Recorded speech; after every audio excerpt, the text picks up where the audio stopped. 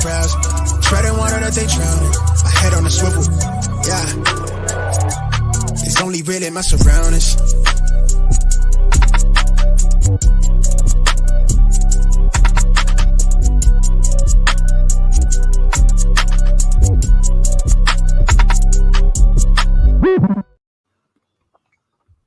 Hello and welcome to Smash or Pass, episode 12, part of the Smash Accept network of podcasts. Guys, it is draft season, and it's the most exciting time of the year. I want to welcome in our new co-host, no longer in the guest chair, complete co-host, talking about running backs today. No better person to bring on than my man, FF Snoog. How you doing tonight, brother? How about Jahmyr Gibbs? How about that Jahmyr Gibbs, baby? Top 12 draft capital. Absolutely. I can't wait. I love talking running back, especially this time of the year when a lot of people start to fade that position because it's not in need at the right time. But this is your time to buy your running backs in your leagues, and we're going to help you figure out which running backs you need to sell and which ones you need to buy. Absolutely. I mean, that's the biggest thing right now, right? Like the dynasty landscape as far as running backs has changed completely. We knew it was going to because we knew this class was going to be special. We talked about free agency. But man, like I put my rankings out there and I know yours and I are very similar and we're progressive with it. I mean, like we have Jahmyr Gibbs in the top 4 running backs when it comes to dynasty, and the blowback I got from the dynasty community, and we're going to break that down. We want to be at Smash Accept, we want to be ahead of the curve, right? We don't want to be that guy that has Christian McCaffrey as the RB1 way too long. We want to be ahead of the curve and kind of help you guys out with that. So tonight's show, we're really going to just talk about the new dynasty landscape. We're going to break down the rookies. If you guys aren't subscribed to the Patreon already, I spent like my whole day today going through their positional rankings, doing all of the rookies, getting all the tiers in there so you guys can absolutely smash your rookie drafts. So let's start. I mean, without further ado, the RB1, it hasn't changed. Bijan Robinson, since the last time we talked, got drafted by the Atlanta Falcons. And some people are debating, should he be the RB1? Should he be the 101?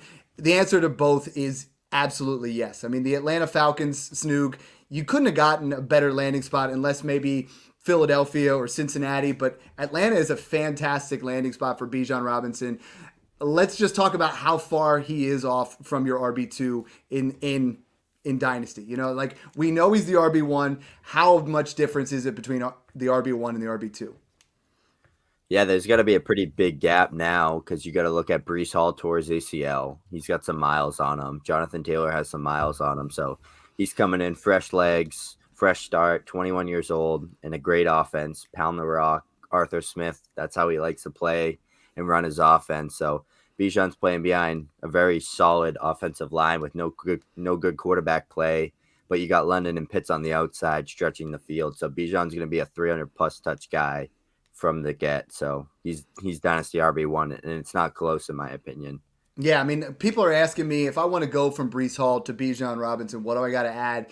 And I'm like, it's probably a 24 first and a 24 third flip-flop, right? So you get like Bijan and a 24 third for Breece Hall and a 24 first. If you get that trade today, I mean, is that a smash or pass for you? So you have Bijan and I come to you and I'm like, hey man, let's go. I'm going to give you Breece Hall and a 24 first. Let's say it's like 1-9. Yeah, I think you have to smash that just because of how fragile the running back position is. You never really know. They're always getting injured and stuff. So you kind of get to ride Breece Hall, another elite running back in the landscape. And then you get the 24 first on top that could end up being a top 6 first. You get it, man. That's what I talk about. And throughout this, we're going to talk about the tiers, but insulated trades when it comes to running backs is everything. In the past, we've done it where several years ago, we were saying sell. It was like in 2020, it was, sell Saquon Barkley for Jonathan Taylor in a first when he was a rookie. And then it was sell Jonathan Taylor for Najee Harris in a first. And then it was sell Najee Harris for Breece Hall in a first. Now it's, sell Breece Hall for maybe Jahmyr Gibbs in a first, but that's already passed, So it's like whenever you can insulate, whenever you can add value and anybody in this first tier and try to move forward. Breece Hall sounds like he's going to be there day one. It sounds like a lot of people were worried saying, oh, well, I think he might, miss some games and do so. It sounds like day one, he's going to be the guy. And the difference between Bijan and Breece Hall, we saw what he could do at the NFL level. and the way he played over that 5-game stretch was absolutely elite. You know, he was putting up those numbers, still just 22 years old. Is there even a debate that you can have Jonathan Taylor or Breece or Jahmyr Gibbs over Breece Hall right now?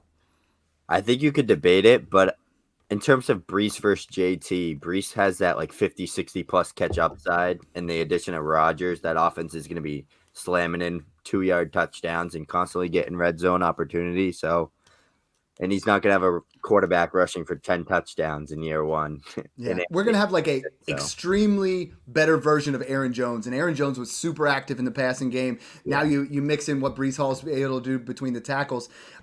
Since you're our rookie expert, Abanikanda comes into the Jets. How do you see that shaking out? Is he going to be getting a lot more of the receiving work? Is he going to just be a guy that, comes in maybe an 80-20 split? What do you see him going? And he's someone that I'm scooping up. I've got him at 302 earlier today. I feel like if he's anywhere in that late second round to early third, especially as a Breece Hall owner, he is a must handcuff, because we talked about this class has produced some elite level handcuffs, and I think Abanikanda is just another one of those.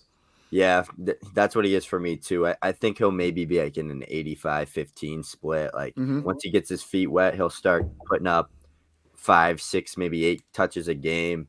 But they're going to use him as that change of pace guy, and they're going to get him in space and use his speed as an advantage. Kind of that one cut and go, change up pace guy to give Breece a rest on the sideline. Because Breece is one of those guys that can command 25, 30 touches on a consistent basis. So he's going to maybe face small injuries, fight through them, be banged up all year. You're going to need to use a Abanikanda at some point along with Michael Carter. So they're just going to be handcuffs for me. But Izzy's 20 years old, and he was an elite athlete. So they're going to definitely use him. You don't draft a running back in the 5th round if you have Breece Hall for no reason. Yeah, and I think he gets, maybe they ease Breece in a little bit, and he gets a little bit more early until he takes off. Jonathan Taylor's one I'm getting a lot of questions on right now, bro, because I hear it where it's like, yes, Jonathan Taylor 2 years ago was the 106. He is what we were talking about Bijan Robinson is now, and that's another reason why you insulate for your running backs, because now he's fallen into that 206 range after a down season. Now they get Anthony Richardson. So my question to you is Anthony Richardson coming to Indianapolis, is that better for Jonathan Taylor? Or is Anthony Richardson going to be kind of like Jalen Hurts? I mean, you look at the way that the Eagles and we have the same, the offensive coordinator goes over there. He wants to run things in a similar type sense. Is this an area where, Anthony Richardson's going to snipe 8 to 10 rushing touchdowns? I mean, is that coming away from Jonathan Taylor's production? Or is the fact that Anthony Richardson's his completion percentage and his potential shortcomings might mean they run the ball more between the two of them? See, that could go either way. I definitely don't think it hurts Jonathan Taylor, but it definitely doesn't help him. So he just stays neutral for me. He's still going to be a guy that touches the ball 300 times in a year. He'll probably get less receiving work than he did last year, which is not a good sign. He'll probably be like a 30-25 catch guy. So that's kind of what limits his upside, is he needs to have an 1,800-yard, 18-touchdown season to be a top 3 guy. And that's where it gets a little tough with Jonathan Taylor. But Richardson's going to help open up the field. They added some good weapons on the outside, so that offense is going to overall improve a ton. And especially with Steichen coming in, they're going to have a lot of good plays, a lot of good scheme.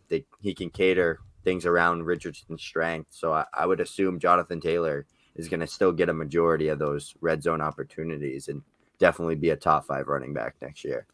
So we have, and since we're talking running backs, I mean, they obviously go out and they add Evan Hull in the 5th round.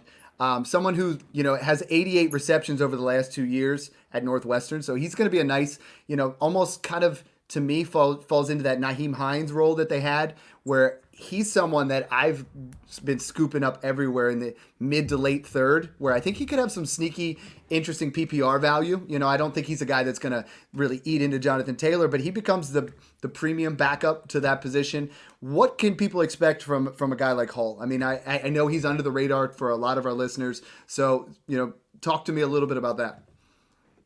Yeah, so that's kind of where the Jonathan Taylor upside gets capped, because they brought in a really good receiving back who did good in college, not only as a receiver, but he was a pretty decent rusher too. So he's going to come in that Hines role again, and we saw what happened with Jonathan Taylor his rookie year when Hines was there, and even his second year, he kind of just limited his upside. So Jonathan Taylor's still elite. He's still a top 5 dynasty running back, but bringing in Hall in the 5th round, he's definitely get utilized as that Danny Woodhead type role in that offense eventually, and catch maybe 40 passes, 50 passes, who knows? But he's definitely going to get used in that area of the game. So now this is the part of the show that you really wanted to talk about anyways. So now we get to both of our RB4s. I've been criticized about this so hard, but I would rather be ahead of the curve than be behind. You know, you look at the guys that have gotten top 12 draft capital over the past couple of years. You look at, your Todd Gurley's, your Saquon Barkley's, Leonard Fournette, Christian McCaffrey, Ezekiel Elliott. I mean, it is rarefied air where Jahmyr Gibbs went. He went top 12. No matter what you say, 2 guys have not done that for the past 7 years. This is someone that, if you look at, and I know Zoltan and you have been, digging deep onto this, it's almost a lock that we're looking at an RB1 within 2 years, if not this year already. I would not be shocked if he finished top 8, top 5 this year at all. He's going into an offense with an elite offensive line, a check down veteran quarterback, competing with David Montgomery. I know people bring that up like that's something to be worried about. That's the least of my worries is David Montgomery. He's not a great goal line back like people act like, oh, he's going to get 10 rushing touchdowns and Jahmyr is not going to touch the ball in the red zone. Jahmyr Gibbs is someone you give a toss to on the 1-yard line and make a guy miss. You don't just stuff David Montgomery up the middle. So I think they bringing him in 12th overall. I think they have a plan for him. They actually traded back to snipe him in the draft. So they're going to have a plan for him. They're going to use his speed. They seem super hyped about getting him, which super made me hyped. They broke the table, man. Yeah. Like, I think their GM was the only person more excited than you when Gibbs went that high. The information I wanted to share, and this is credit to Zoltan, there's been 22 running backs taken in the top 12 since 2000. 21 of those 22 have had a top 24 season. So we're talking, there is a 95% chance that he'll have a RB2 season. 18 put up a top 12 season. That's an 82% that he's going to be in that RB1 discussion. 12 put up a top 6 season. That's a 55% chance. 4 had the RB1 overall season. You look at where those guys were in their first 2 seasons, and 17 of them had a top 24 season. 12 of them had a top 12. This is a guy that you don't want to be behind on the curve. If I'm coming to you right now, and this is very similar. So we talked about you weren't quite there. If you have Bijan Robinson and I offer you Gibbs and a random 24 first, smash or pass? Smash. Right? Like 6 months ago, we were not there. Yeah. Tell people why they should be there now. Like, because that's the difficult situation.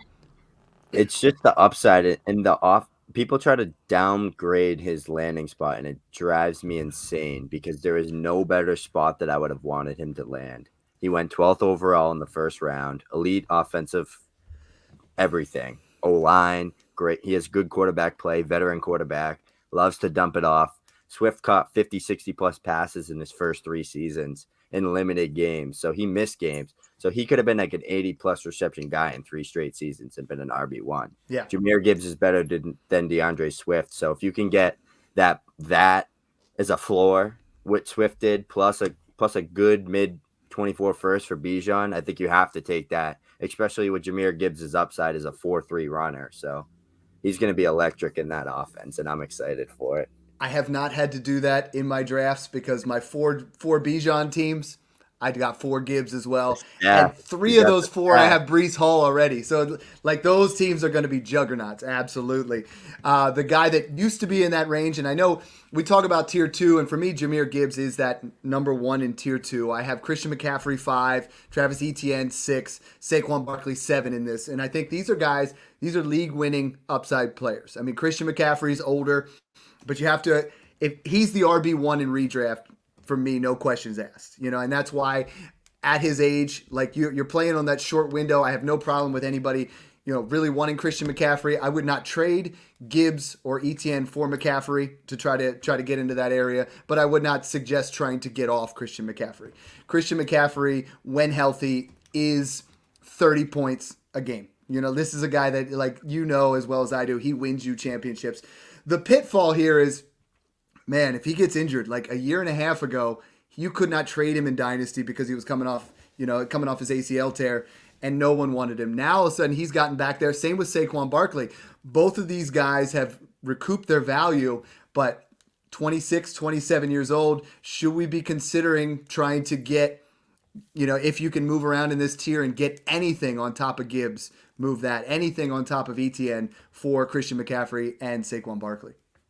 Yeah, so I actually have ETN over Christian McCaffrey, so I would do that swap 1-for-1. Personally, I'm a big ETN guy, but I think McCaffrey and Saquon are kind of at this point like when Kamara was there. Like they're producing at a high elite level, so you either ride them out, try to take advantage of flipping them for a lesser back plus value.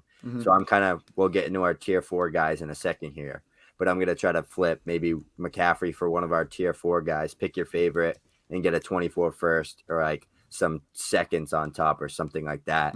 But you nailed it. San Fran knows how to use McCaffrey in moderation, and he's just producing at an elite level with super hyper efficient play. So you can't fade what he's doing. He's 26 years old. His time's going to come to an end. But if you look at Dynasty in the short window, like that 3-year window, that's crucial. And if you can get 2 more RB1 overall seasons or top 3 seasons, worth every penny. Saquon Barkley is another interesting one because a lot of people have him way too low. Like I have him in this tier, and I got a couple people saying, hey, he doesn't belong there. He absolutely does. And the biggest thing out of that draft that sticks out to me is Jalen Hyatt. You have an opportunity to finally stretch the field where they could not stretch the field at all. I mean, Daniel Jones was throwing short to intermediate routes to Darius Slayton, to Wan'Dale Robinson, to guys that got to be near the line of scrimmage. Now all of a sudden we could stretch it out a little bit. Saquon had a phenomenal season last year. I think we could see a better season this year, and I think he's one of my ultimately these guys in this range. It's just if you can get a little bit on top. ETN's your guy, and I'm really coming around. And I think I made a trade. I gotta go over this one here real quick because it was on the clock. I had Kenneth Walker on the team, and that crushed my heart. We're going to talk about him in a little bit. But I traded A.J. Brown, Kenneth Walker, and Gus Edwards. And I got ETN, T. Higgins, and Jordan Addison. So I love that. That's a smash for me. I needed to retool a little bit, and I got 3 guys that I think could be immediate producers at an elite level. Absolutely. So that's a smash for me, ETN side. I love that. I also like what you were saying about Saquon. He was one of my most drafted running backs last year, and the offense only got better. They added Hyatt, they added Waller. Wan'Dale's going to be fresh and healthy. They added some decent role players there. They drafted a lineman. That team's ready to roll, and Saquon's in the best offense he'll ever play in his career, and he's at that prime 26-year-old age where they have those top-end seasons. So top 3 for Saquon this year, I would not be shocked at all. And he's actually my go-to buy in Dynasty right now and on your competing teams, like you said, because he is being overlooked and people are undervaluing him. So the top 7, kind of like our top 6 in Superflex right now, is pretty chalk, right? Now we get to this next tier, and I had Kenneth Walker up there. You obviously cannot after the news. But let's look at this next tier because this is, I think, where you start to really separate the men from the boys. You got Josh Jacobs, who was the RB1 overall last year. You got Austin Eckler, who, Austin Eckler was the RB1. Josh Jacobs had the most rushing yards. So, I mean, both of those guys, absolute ballers in that area. I have moved Tony Pollard into that area because I think he is one of, if not the biggest winner, him and Ramondre Stevenson, about not getting anybody added there. I think if you bought them, there were times about 2 months ago you could buy them for that 110, 111. I think both are in that 107, 108 range. And I have Kenneth Walker in here just because of the talent. But this area here is where you really got to try to make some money. This is where if you're moving off of McCaffrey or Barkley and you're trying to get a little bit extra, who's the guy out of this group that you're like, I want this guy plus? I'm fine with Jacobs, Pollard, and Stevenson out of that crew. So my tier 4, 8 through 12 is not in order. I just have it in a tier. Jacobs, Ramondre, Pollard, Najee, and Javonte. So and I have Najee at 13, so he's also in that tier. I'm dead. I'm right there with you. I wanted to make it like when you put a graphic out, you put the new Dynasty top 13. Yeah. Like that just doesn't sound as cool. Yeah. So I'm with you. Yeah. So let's start about Jacobs. I think Jacobs is 26 years old. If you look at his production profile over the years, he's been fantastic. I mean, he's been a fringe RB1 to this year, a high-end RB1, and is one of the safer guys in Dynasty. Most leagues, they haven't caught up to his value. I value him right at 107. I think this whole group here is 107 to 109. I think if you can get Jacobs in that range at 26 years old, he could have another 2 years with this kind of elite production and is still not quite valued. I think you could actually get Jacobs plus maybe an early second for Saquon Barkley, and you're not losing a ton of production.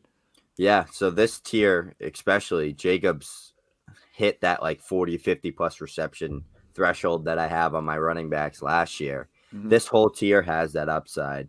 I think Pollard has the chance to be 2021 Austin Eckler with Zeke gone. I know they added Deuce Vaughn's interesting, but Pollard's going to kind of be that lead back. He's going to get a ton of opportunity. They didn't really add anybody besides Brandon Cooks, so he has that extreme upside in the receiving game, like that 50, 60 plus range. Same with Ramondre Stevenson. So Jacobs is he's top of the tier for me as of right now. He's fresh. He just came off a crazy career year. He's going to build off that. Carr's gone, fresh start. You got Jimmy G in. He likes to throw the check down. So Jacobs is going to be a great buy as of right now, and he's going to produce again next year and the following. So yeah, and you add him like that 10, 15 receptions on there, and he's the RB1 overall, not even a question. Austin Eckler was the RB1 overall, now 27 years old. He's getting up there in age. I think he turns 28 in season. And to me, and I have an article coming out as the biggest dynasty sells. I said it a year early. I said Eckler was one of my biggest sells last year. And it's just when they hit that age cliff, if I could, and I believe you could right now, get Tony Pollard or Ramondre Stevenson and a second for Austin Eckler. I think you could, definitely move in that area. And that's something that I'm trying to do everywhere because I think he's a phenomenal talent. And for redraft, he's top 3 running backs for sure. And if you're a win now team, I have no problem with you trying to do that. But what I try to do sometimes, even on those win nows, is let's start insulating a little bit. Like the difference between the ceiling of Tony Pollard and Ramondre Stevenson this year is fantastic. Both of those could be top 5 running backs, and I would not be shocked by that at all. Nope.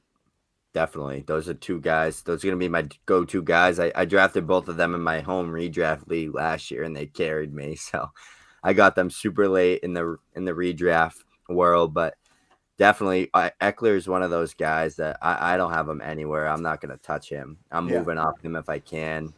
To be honest, I think his time's coming sooner than later. I don't even think he's that great of a player. I think it's more his situation, and he's kind of forced into that opportunity. Yep. Yeah. So, if Alvin Kamara was on that team, Alvin Kamara would be the RB1 as well. So it's hard for me to kind of bite that bullet because obviously Eckler is producing and Kamara is not. But Eckler's not my top 12. If you can move off of him for any of those guys in our tier 4 and get a plus on top, I'm smashing that all day. Yeah, and I want to talk a little bit about that because for me, the way I do my tiers is current dynasty market value, and I update my tiers a lot, and I know you're familiar with that. And some people base it off of talent. How do you like to do that? Because right now, I mean, Austin Eckler in his startup goes in that same range. So as far as assessing that, are you more predictive on that? And by the way, I saw the Smash T-shirt got that swag, looking good. Absolutely. It just popped up there. I had to say it. Absolutely. Yeah, I like to predict that kind of on skill and path to volume situation. Okay. And it's also age adjusted heavily for the running back position. So I think the oldest guy in this tier is probably Najee Harris or Josh Jacobs, who are 25 years old. So I'm fine with keeping it young, keeping it fresh, clear path to volume. That's all that matters for running back. And these guys are all very talented. They all have that receiving upside. You're not going to be in my top 12 if you don't have that receiving upside unless you're Jonathan Taylor. So that's definitely how I like to weigh it. I try to steer with what I see, what I know, and kind of put that into tiers because it helps me value the players accordingly and kind of all in the same way. So if I have Josh Jacobs and Javonte Williams in tier 2 and someone offers me Javonte and a 24-second for Josh Jacobs, I know I can pivot to that, a guy I have in the same tier, and get a plus on top to better my roster somewhere else. So I like it a lot. Najee Harris is a fun one because he's one of my biggest buys as well. You know, like Absolutely. he was banged up last year, and people aren't paying attention to that. And he's that dog. You know, he's gonna go out there every week no matter what. You know, we got Yeah. some of these other guys here like got a little bit of tweak here and there. He's gonna play no matter what. And he was dealing with a whole slew of ailments last year. Kenny Pickett towards the end started targeting him again. You know, you look at Najee Harris's season before that was a PPR machine because he was getting those dump offs and he was getting that kind of stuff. If we can start to see that reception level go back up to where it was, this is a guy that becomes an amazing buy. A lot of people in the dynasty community have written him off because we were buying him last year in a mid-second in a startup. Now all of a sudden he's a value. He's going around 6-7, and that's just absolute smash value. Yeah, I've been drafting him everywhere, and I've been trading for him in a lot of my contending teams. He's 25 years old. You kind of got to use that as a little bit of a red flag that he's already 25, but you can guarantee one thing going into next year, and that's Najee Harris getting 300 touches in that offense. 100%. He was banged didn't up. even add anything. I think he still hit 300 touches, and he was playing with a metal plate in his foot because he got a Linfrax injury. So, and that's not an injury to mess around with. That keeps people out for years. So, Yeah. Najee Harris, he's going to get volume like crazy next year. I'm expecting that whole offense to get us up stick. Broderick Jones, stud offensive tackle out of Georgia. They drafted another offensive lineman. So they fixed that hole. They've had one of the worst offensive lines I've ever seen in my life the past 2 years while he's been there. So I think it's going to be nice for Najee to kind of see green grass for once, and I think he's going to make something out of it. Yeah, they had a horrible offensive line to go with that. You're right. So the tricky guy in this situation, and the guy that I had as high as my RB4 before Gibbs was drafted and things like that, is Kenneth Walker. I mean, Kenneth Walker, you have to make adjustments. As we try to do that at Smash Accept, and as an analyst, you can't be like, oh well, he's still that. He's clearly not. Now you have an area where Charbonnet comes in, a super talented running back taken in the second round. Is there going to be a 65-35 type split, 60-40? I mean, Charbonnet is very talented and is probably going to play those third downs more because he was a guy that you and I both kind of comped very similar to like James Conner. He can kind of do it all, where Kenneth Walker is kind of a more first and second down. This is an area where, like if I didn't draft a lot of Charbonnet. If I own Kenneth Walker, I'm drafting Charbonnet with the idea of if one of them goes down, the other one becomes a top 12 running back for that season. But I think they're going to vulture each other out quite a bit because they're very similar players. I mean, it's not like Seattle went out and got Devin Achane, which would have been a beautiful compliment. They went and got very similar player in Zach Charbonnet. Yeah, I'm actually not too worried about Zach Charbonnet. I know the draft capital says otherwise, but he's not an explosive guy and he's not fast at all. He's not a great athlete. I know people try to say he is, but he's not. He's not nearly close to the athlete as Kenneth Walker. And I think Kenneth Walker's a better pure runner, more explosive runner, gets outside better.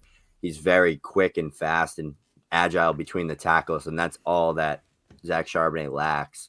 But Charbonnet's that grinder. He's going to get you those extra yards when you need them. And if you want someone to get you a 3rd and 3, you're going to put Charbonnet in. And Charbonnet's a better receiving back. He's not the best in the world, though. Like, he's not a guy you're going to put on a wheel route. You know what I mean? Mm-hmm. He's like, he'll catch swing routes and stuff. So I think people are overreacting to that situation. I think Kenneth Walker's a buy. Zach Charbonnet doesn't wow me at all, but he's a really stud, solid running back, like we said, James Conner. What would you be willing? The level of player is Kenneth Walker. So that's what would you be willing to pay for Kenneth Walker right now? I think that's the interesting thing. I get questions all the time like, Dad, what are you paying? I'm seeing people selling for a random 24 first. I'm seeing them sell for like the 110. He was up to like 103 value. I said if you can get him at 110 where you're debating between Zay Flowers, Kendre Miller, and that area, absolutely. I think 107, I'd still rather have Addison. 1.8, 1.9. If it's not tight end premium, maybe I could say 1.9 because – man, I got Kincaid everywhere. I'm so pumped. I got him in almost every league. But, I mean, if that's that area, what's the value when you're talking Kenneth Walker? I know one thing. I'm taking Kendre Miller over Zach Charbonnet, so if that speaks for itself. Pre-draft and post-draft. But Kenneth Walker's my RB13. Like you said, I'm not going to say, oh, here's my top 13 running back ranking. So he's right after these guys. He doesn't have the same receiving upside, but he could be a 1,200-yard rusher easy. I like Charbonnet's it. gonna play. They took him in the second round. He's gonna play. I just don't think he's that level of a player to just completely erase Kenneth Walker. Walker's the better player. He's gonna get the majority of the touches, but Charbonnet is gonna be like a 10 to 12 carry guy, and he's gonna get the receiving work. So it's gonna be annoying. But Kenneth Walker is good enough to pop those 70-yard runs like we saw against the Saints and stuff like that. He's just an elite athlete and an elite playmaker. So don't write off Kenneth Walker. If you're shipping out the 110 for him, I'm smashing that all day. I like it. When we talk about running backs, so many teams are running with 2 running backs or 3 running backs or a committee. The next 2 guys I kind of have slightly above the next tier. They're not quite in this tier, but they're slightly underneath. Is Javonte Williams and Nick Chubb. Neither of them got any serious, any competition via the draft. Nick Chubb just continues to just churn out. He's one of the best pure runners in the league, just continues to churn out RB1 seasons. And I'm seeing him go for random first in 110 range. And Javonte Williams, I think, is another guy that's a huge winner from the draft. Like, it says that they think he's at least going to be back sooner than later. If they didn't think so, why would they have not taken, they had an opportunity to take Charbonnet. They did not. Javonte Williams might not be ready right away. So I think both of these guys have become interesting buys for sure and will be getting, when they're both healthy, a lot of the workload. Yeah, Javonte's light years better than Zach Charbonnet. Yes. So that's why they didn't take him. But I agree with you because that shows Sean Payton says, okay, I have a young running back here coming off an ACL injury, and I have no interest in adding a day 2 running back, even a day 3 guy. So they're confident in him. That means his recovery's doing very well. He's going to probably be on time for at least week 1 or 2. You got Shamaje Piran there. That's a good third down back, and he's a really good pass protector. So that's the only worry I have. But Javonte does have really good hands, and he showed that at the start of last year with Russ. And Russ likes to hit his running backs a lot out of the flat and stuff. So Javonte's a really, really talented player. He's a great runner. He's got the size. He's an absolute monster between the tackles. He'll run you over. He'll juke you out. He'll do everything you need. So he's one of my go-to buy lows because I think I got him for like the 112 a while back, right after we did the draft picks. Well, we got the rookie fever right now, and I think a lot of times Nick Chubb and Javonte Williams aren't those guys you're like, that's sexy. But they just get it done when they're on the football field. The late first areas, and this is where you could start to, this is where it starts to separate a little bit. But the next tier I have is Derrick Henry, J.K. Dobbins, Devin Achane, DeAndre Swift, and I go back and forth between Dalvin and Rachaad White, but let's just call it Swift, Achane, Dobbins, and Henry. Now, market value on these guys is a late first, and that's where you're at. Derrick Henry, we keep saying it every year that he's too old, move off of him, and then he has an RB1 season. Now he's 29 years old, and the only reason you want him is if you're all in. J.K. Dobbins, similar area. I think if you're doing a startup, you definitely take Dobbins over Henry, but I think J.K. Dobbins, again, similar to Javonte Williams and Nick Chubb, really gave a vote of confidence by not drafting anyone of significance. Yeah, so this tier for me is looking pretty similar for you, but I think I'm going to go with, I have it, DeAndre Swift, Derrick Henry, J.K. Dobbins. I want to put Cam Akers in there just because that he had a really fresh, good draft. I love Zach Evans, but I think Cam Akers gets it done this year. Contract year, I think they let him walk after this year. Dobbins for sure. Those contract year running backs, and they're healthy. They're 2 years off an injury. They're going to eat, and they're going to get fed in those offenses. So I'm pretty similar with you. Eckler is going to be in this tier as well. I had him a little lower than you did, but I think these running backs are all good targets at value. And like you said, people are writing off guys like Chubb, Derrick Henry, Eckler, Dalvin. They're too old. They're too this. This is when you can snag them for an early second or late first and get one or two more good RB years out of these guys. So definitely try to do that in your drafts as well. I think this is the area where I have tiers, but there's such mini tiers. There's almost like the difference between where you have, I have Henry and you have Swift, and then Kendre Miller, you're looking at from like late first to early second. I mean, you said Dalvin Cook, Rachaad White, Aaron Jones, Joe Mixon, Miles Sanders, Dameon Pierce, Cam Akers, Charbonnet, Kendre Miller, Kamara. They're all, it's not a huge difference. So it's kind of like pick your guy and get what you can on top of those. Yeah. DeAndre Swift's one I want to talk about because I know you put a thread out there, and that was, guys got to check out his work, obviously, at FF Snoog. DeAndre Swift's one that scares me, right? So we had him at an area where when he's on the football field, he is fantastic. Goes to Philadelphia, the new Georgia program. They just clean up with all the Georgia guys. But he has the upside to get into the top 10, right? He has the potential injury risk or has another bad season to be outside the top 28 easily. And that's the interesting part with me is we went from him being he was going 105 in 2020 when he was in the draft, and then he had an injury-riddled season, then another injury-riddled season, and the thing that was maddening is the Lions didn't use him. Like Justin Jackson was getting on the field, and just he was not. Jamal Williams ended up being that RB1. Philadelphia is going to use him, but how do you see that situation shaping out? Howie Roseman's the greatest GM in football, not even a question. He goes and he gets Penny. They have Gainwell. Then he gets Swift for a 4th rounder. Talk to me about why Swift's your guy and what you're willing to pay to get in here on him, because I love the talent. Yeah, so on one of my most recent tweets, I tweeted, DeAndre Swift finishes the RB21 with only 99 rushing attempts. So that goes to show his receiving upside and what he can do on limited touches. That's where it gets scary, because I know the Eagles were the best rushing team like ever last year, and they set records and did all this cool, crazy stuff in the run game. But Jalen Hurts is not a check-down friendly quarterback. He'd rather keep it himself. So that's where it gets tough with Swift. But we saw a guy like Miles Sanders rush for 1,200 yards and double-digit touchdowns, and he's not a big guy either. And you could argue Swift is a better pure runner, more elusive, more explosive. He's right there with Sanders as a runner. Swift is very good at running the football, and people try to deny him for that. He's just injured. He gets concussions. He came out as an injured player. If he can somehow stay on the field, he definitely can hit that top 10 upside, and he's one of the more talented running backs in the NFL for sure. And I've always been a Swift guy. So from a non-biased standpoint, I said both sides of it. If he catches 30, 40 passes in that offense, which he easily should, then he's going to be a top 10 guy if he stays healthy. Yeah, and I mean, you look at even if he's just a juiced up version of what Kenny Gainwell was. I mean, Kenny Gainwell had 79 targets the last 2 years in limited roles. So I think what we were able to see him once he got into the playoffs, I mean, they were targeting Gainwell quite a bit. Miles Sanders was that in between the tackles guy. I think Penny's obviously going to be involved a little bit closer to that in between the tackle guy, but let's see how it goes. He's going to be on the IR. Probably, collectively, like that, I'm buying Kenny Gainwell cheap everywhere because Swift and Penny are always on the IR. Those guys are always getting injured. And I'm buying him for thirds or getting him as toss-ins. A guy comes to you today and you have Swift, and I offer you the 1-9, smash or pass. I feel like that's the exact number.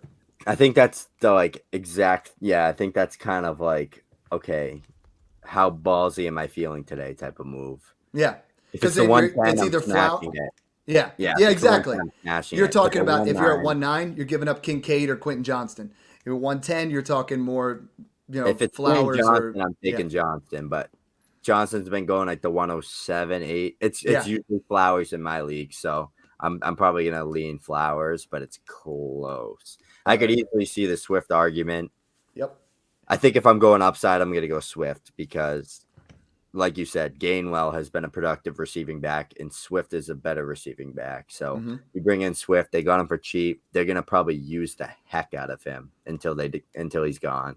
Yep. Especially if Penny's gone, someone has to run the football, and he's a better runner than Kenneth Gainwell. So I could see it being like a 1-2 split, 1-2 punch type deal, just keeping everybody fresh, just the rotation, and Swift will stand out if that happens. So. We all love those RBBCs, those running backs by committee. A move I actually like that. I just traded Swift for a guy I want to talk about and a 24-second. I traded Swift for Rachaad White and a 24-second. Now, I think Rachaad White is going to be an interesting type receiver. Like we saw, his PPR game is phenomenal. I think the Bucs are going to be trailing quite a bit, but he is not an efficient runner. So that one's the one where right now it's his backfield though. We have to at least look at the opportunity there is there. Leonard Fournette was fantastic last year. Even if people don't like Leonard Fournette, you can't argue with the production that he's had over the last couple of years.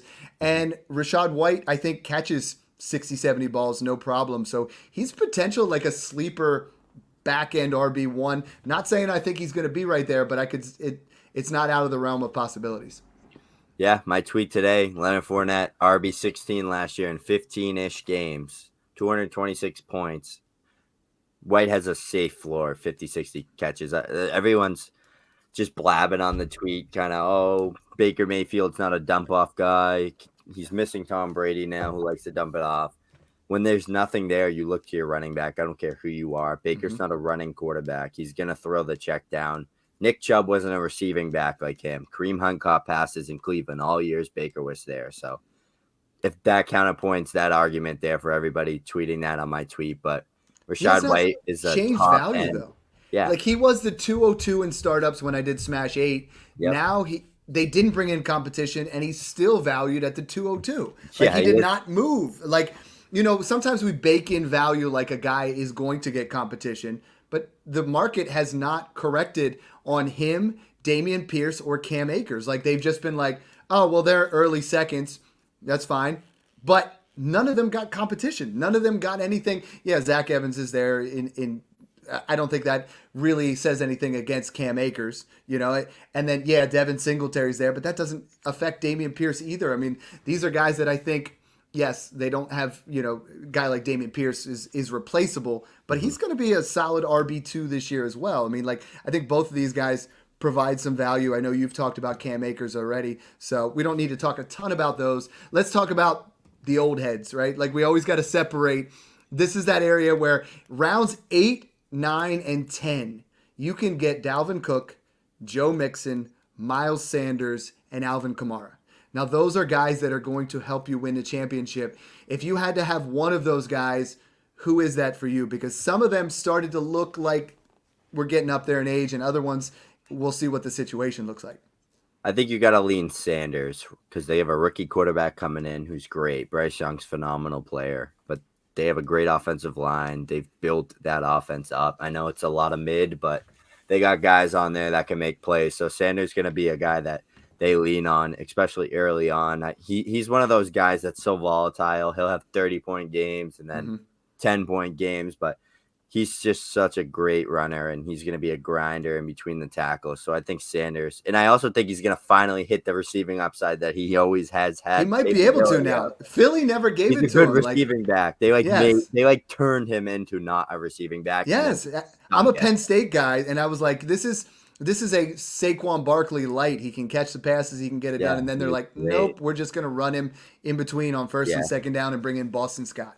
But yeah, I'm with you there. Mung and I were going back and forth on that. And I mean, is he going to score 12 touchdowns again? Probably not. But he will. He could easily be in that 1,000-yard area and 8 to 10 touchdowns. So I like that. Frank Reich loves to feed the backs. He's going to get fed in Carolina, in my opinion. For sure. So let's talk Dalvin Cook. I thought Dalvin Cook had some injuries last year. Between Dalvin Cook and Joe Mixon, I think Joe Mixon looked a little bit more washed than Dalvin. I thought Dalvin's only real composition is Alexander Madison, and I feel like they still keep it going the same way. They're talking about trading him. Joe Mixon is extremely cheap right now, but he was just volume dependent last year. I think when we were watching things, if you take away, he was an RB1, I think he finished RB8. You take away his 50-point performance where he had 5 touchdowns, then he's sitting firmly RB14, RB15. Talk to me about Joe Mixon, and Cincinnati goes out and gets a little bit of competition at least. Yeah, they beefed up that O-line, so I kind of liked the landscape for Joe Mixon going into 2023, but he's just had some sketchy situations happening off the field, and that there was some rumors of him getting cut, him getting replaced. If all that is a wash, then Joe Mixon will probably be a top 15 guy again. I agree. I have no doubt in my mind he will be in an elite offense. So Cincinnati told us that they don't think he's going to get suspended, right? Because the only guy they took was Chase Brown. They did not. Who I like. I think he's a nice handcuff. I think he's better than Travion Williams or anything else that's there because Chase Brown has some nice PPR chops. I think he ends up very productive in college. I think he comes in there as a nice what we talked about is those guys that are going in rounds 2 and 3 as running backs are going to be nice handcuffs. But Cincinnati, if they knew that there was a suspension looming, just like the Saints on the other end think that there's a suspension coming to take Kendre Miller. If Cincinnati knew that, they're not rolling with Chase Brown as their RB1. If they knew that, they would go in there and they would have taken a guy in early second round and kind of went that way. And I'm with you. I'm kind of buying there. Let's move to Kamara and Kendre Miller, two of your favorite players now on the same team. You ultimately almost like to see them on different teams. But how do you see the Saints backfield breaking out? Because Jamal Williams is still there. Kendre Miller, gets really good draft capital. And Alvin Kamara, who I'm super excited for this year to be paired up with David Carr, where we could actually see, or Derek Carr. Jeez. David. It's been a long day, double podcast. But back. David Carr, man, that guy's still seeing ghosts. That sacked like 200 times. But let's talk Kamara, Jamal Williams, and Kendre Miller. How do you see that breakdown? So Kendre and Kamara are definitely the winners there. I think Kendre stands out the most because you got a 20-year-old running back with two 28-year-old running backs. One of them's just not great. He's good at 1-yard touchdowns, and that's about it. Good pass blocker. But Kamara, I think that draft pick points towards the suspensions coming or something's happening, and I don't want to think about it because that's my dog. But I prefer maybe a trade to Buffalo or Kansas City, swoop in. But no, that's coming. I expect it. I'm expecting it. So Kamara's the lightning to Kendre's thunder. If it doesn't happen, if he stays the same and gets 4-game suspension, then you got a guy like Kendre Miller and a big upstick offense that took a couple big improvements, especially up front. So you're going to have Ramczyk healthy again. Kendre could be a 10-touchdown scorer in year 1, and you could have AK catching 70-plus passes like he always does because Derek Carr is a check-down machine. I know he likes the deep ball, but he loves his check down. So essentially, out of all this, Jamal Williams is valueless to me, and I am not touching him anywhere. You get any second or even pair a third and get a second. Get rid of him. He's valueless to me. So we're on Kendre Miller. I have bought – I'm in 13 leagues. I got Devin Achane in 9. So I think he gets – pairing his speed, his explosiveness with – the system they run there in Miami. Miami was that position where we wanted everybody to go. I think he ultimately, if he gets the opportunity and yes, he can't shoulder the load for 25 carries. Like that is not going to happen. But this is someone who I think is just super explosive. How close do you have Achane and Kendre Miller in your rankings? Yeah, Kendre is my RB3 and Achane's my RB4. So they're right there with each other. But I could see Kendre. I know it's stupid to say, because obviously the Dolphins is a better landing spot. But I think 3rd-round draft capital, 4th running back taken in the draft, Kendre Miller. He has workhorse size, very good grinder. He's a slasher between the tackles. He's going to have that backfield to himself, hopefully, in a year or two. Maybe even this year. You might have like a 28-year. If one guy gets injured in that backfield and it's not Kendre, he's going to have a really, really good production, and he could have a very strong end to the season. Achane's just a lightning speed player. He fits great in that Dolphins offense. It's all speed and yak, and he's the best in the class behind Gibbs at that. So Achane's like a Jahmyr Gibbs light for me. Right, so exactly. He might 3, but I just think he could have a career arc. I think when I look at him, I see like some Tony Pollard. He could have a career arc where he's a little bit undersized and he's the 1B. I think Mostert's he's not going away until he gets injured week 4 like usual.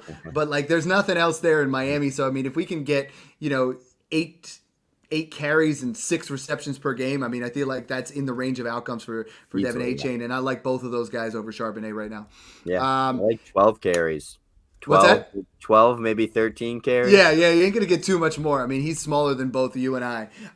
Let's talk about a couple more guys here. Khalil Herbert obviously gets the competition there of Roschon Johnson.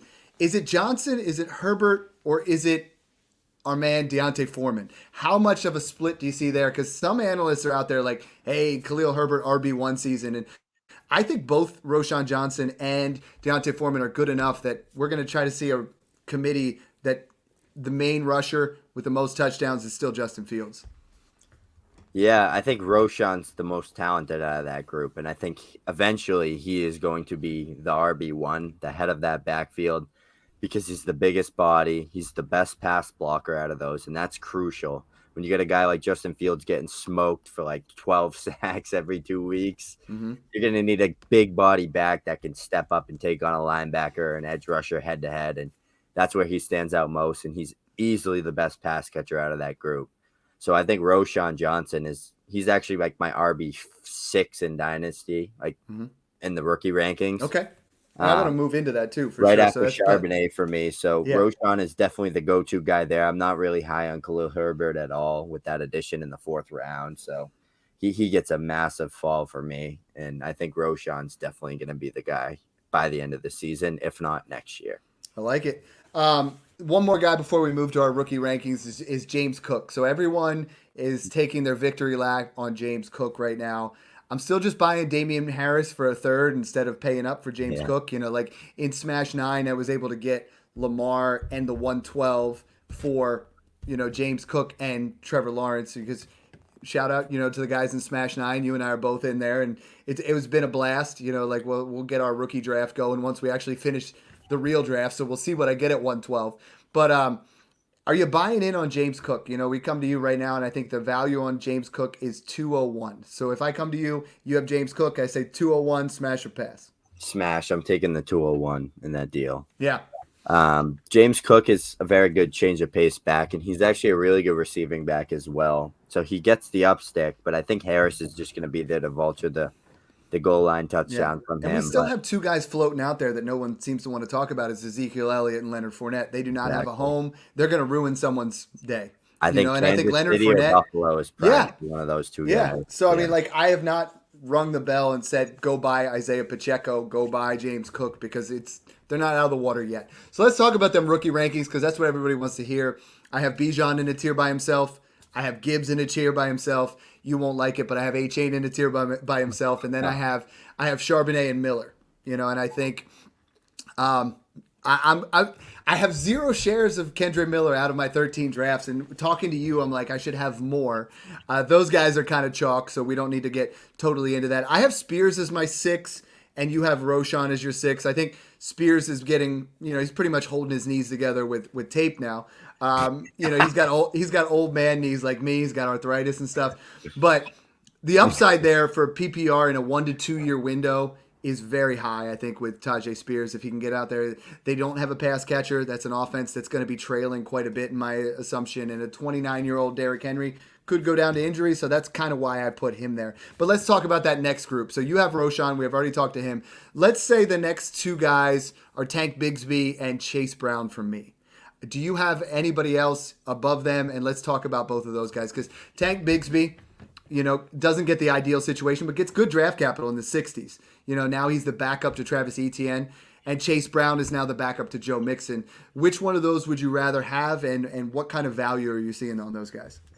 I think you have to go with Tank, because he got the day 2 draft capital, and he's playing behind an elite running back, in my opinion, who was insanely good last year in his rookie season, but he's an elite handcuff, and he's definitely one of the better handcuffs behind Zach Charbonnet right now. So Tank Bigsby is definitely my 7, and I think you got to look at it like, if Etienne does go down, or if Etienne slows down a little bit and starts to get banged up, they're going to lean on Tank to be that between the tackles grinder, even if he's not getting receiving work at all, because he's not going to probably touch the ball out of the backfield. But he'll be like a 10 to 12 carry guy between the tackles, almost like how the Saints used to use Latavius Murray when Alvin Kamara was there. And he was an RB3, 4-ish, like decent week to week, like a flex play maybe sometimes, because he'd get that 1-2 yard touchdown. So that's how I view Tank. It's kind of just like an RB3, 4-ish. And if you get him in the early 3rd or even late 2nd rookie drafts, I'm smashing that, because he is a good player. He's a good grinder. He's good at what he does. He either makes your jaw drop on tape, or you say, what the hell is this guy doing? He looks like an idiot out there. So Tank is good value. I mean, but he is good value. in the 13 drafts that I've done across Smash Accept, he has gone the earliest at 207, the latest at 301. And I feel like that's a pretty good value for, again, we talk about these guys. Bijan and Gibbs are starter material. They're going to be phenomenal. I think A-Chain, Miller are starter material. Charbonnet could be in that area. Spears is a backup. Tank is a backup, but they're elite level handcuffs. Same with Roshan Johnson. And Chase Brown, I kind of like. I move him into that area. Then the next couple here, I mean, I don't know how you have yours right now. I loved Zach Evans pre-draft. I know you did too. It's hard to really get off too far, but I have Evans, Abanaconda, Gray, and Hull in that next area. And I think Evans ultimately has the most talent there for sure. But these guys right now, Evans is going in the third, like mid to late third. Abanaconda's going early third. Gray and Hull are both going. I have his sleepers going late third. All these guys are in that third round pick. Who would you take the best, shot on here, and who has the most upside? It's got to be Zach Evans because he was a number one recruit coming out. He was a very talented, efficient player. He's a slasher in between the tackles, and he showed that at TCU and Ole Miss. Ole Miss didn't use him. They didn't cater him to his strengths. They kind of kept him as an outside stretch guy, and he's a slasher between the tackles. That's how you got to use him. Cam Akers was a ticking time bomb last year. I know he had a great stretch to the end of the season, but it's basically those two in that backfield. If Cam Akers goes down, Zach Evans could have an insanely good, productive rookie year out of nowhere.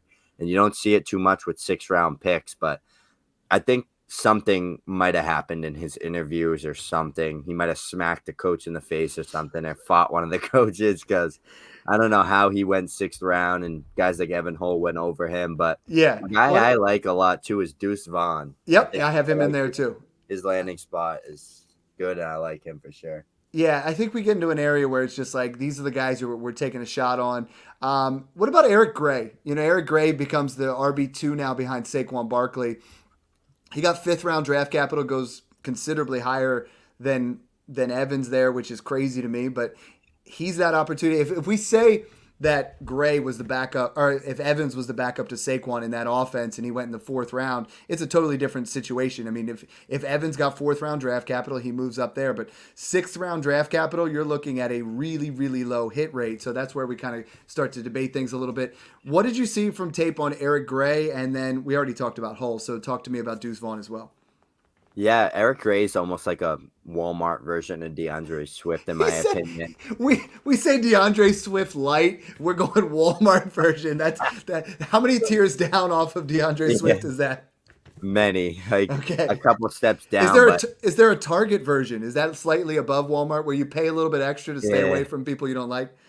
Yeah, but I can't think of one off the top of my head. But he's probably we'll start working on that. He's the Walmart one for me right now because he just does everything Swift does, just not as well. But this is where it gets interesting in this tier that we have of all these handcuffs. When you have a tier of all the handcuffs, you got to look at who is the worst running back that the handcuff is backing up. And I think it's Cam Akers. And who's the most talented running back in this group? Zach Evans. So that's my theory on why I'm drafting Zach Evans everywhere, is I think he has the best chance at good playing time year one. But Gray, the situation with Saquon, he's not a giant as of right now. So, and there's nobody else in that backfield. I think it's like Matt Breida. Mm-hmm. So that could get interesting there. So Eric Gray is a guy I've been prioritizing in the 4th round of my rookie drafts as well. For sure. Deuce Vaughn. Deuce Vaughn's going to be the lightning to Tony Pollard's thunder. And that's crazy to say because Pollard was the lightning to Zeke's thunder last year. But the roles are changing. Pollard's going to have to put his big boy pants on and start taking the ball between the tackles and doing more there. And you got a fun guy. He's like a gadget player for Dak to have fun with. It's like getting your new race car when you're a kid. Deuce Vaughn, you're going out there and he's going to make everybody miss and look foolish on their face and fall. But Deuce Vaughn's a guy I've been trying. I actually traded I traded my 2025 second for Deuce Vaughn and 224 thirds. Okay. Today. And I got the Deuce side. Mitigate a little risk. What I've been doing with these guys is I've been like selling my 24 second and trying to get one of these guys, or 24 second and like a 23 third to move into these areas and get some of these, not the higher up guys on there. We actually have 2 more questions that actually just got sent in.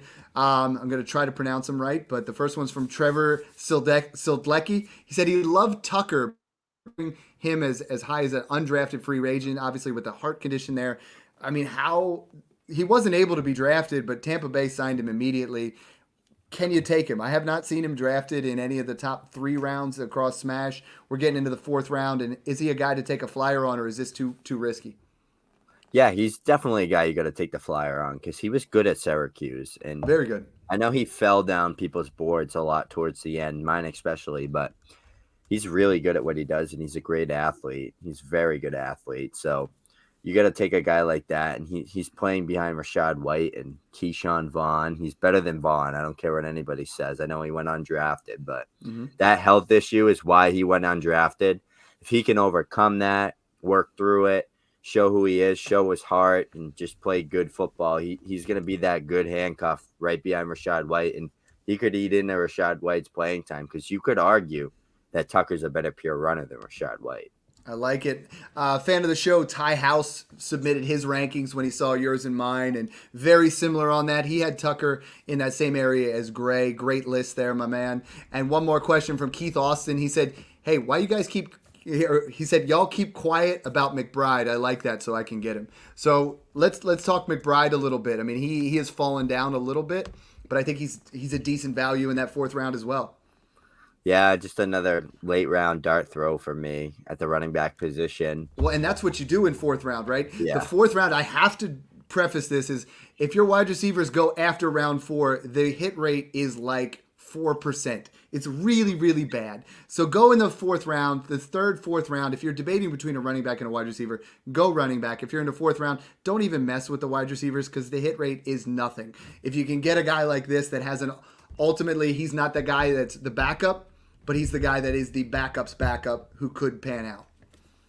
Yeah, so we're at that moment now where you close your eyes and you throw the dart at the dartboard, and hopefully you hit the bullseye or you hit your friend in the back. So sometimes I ask my kids, I'm like, which name do you like better? Yeah. McBride's another guy. Just people were super high on him coming out, especially the scouts. They had him as a day 2 guy. That didn't look well. He's a 2-down grinder. He was good between the tackles. He was one of the better guys after contact. I think he was like best in the class at yards after contact this year, but he's a G5 guy. The 7th round draft capital is just another late round flyer. So treat him as a handcuff and take a shot on him in the 4th round. As long as Zach Evans and Deuce Vaughn aren't on the board, I'm fine wherever you take McBride in the 4th round. I love it. Hey, this was our first, just you and I vibing on it. It was fantastic. You know, you guys got to follow him at FF Snoog. We're going to be coming out, Smash or Pass podcast, every Thursday. You got to check it out. We're going to be live every Tuesday for you guys that watch it on YouTube. Another chance here, like my man has been killing it with content. Tell everybody what you're working on. And I mean, man, it's just exciting because this first podcast felt really good. Yeah, so I've been focusing on tons of pre-draft stuff, but the draft's over now, so it's time to transition to post-draft. So I'm focusing on putting up rankings for you guys, where to draft what rookie. I know many people haven't done their rookie drafts yet. We're ahead of the curve because we're addicted to this crap, but I'm going to be posting out rankings, where to draft guys. I'm going to do mocks, stuff like that. I'm going to be inviting tons of you guys to my mocks, posting links on Twitter, mock with me, kind of get a feel before you do your real rookie drafts and stuff. You always want to be ahead of the curve, know where guys are falling so you can take advantage and move like throughout your draft. So make sure you follow me at FF Snoog on Twitter. Me and Dad have tons of big things. The future ahead is bright. So stay tuned, follow us, and make sure you subscribe to the Patreon. I love it. Thanks again for tuning in, guys, and enjoy the process.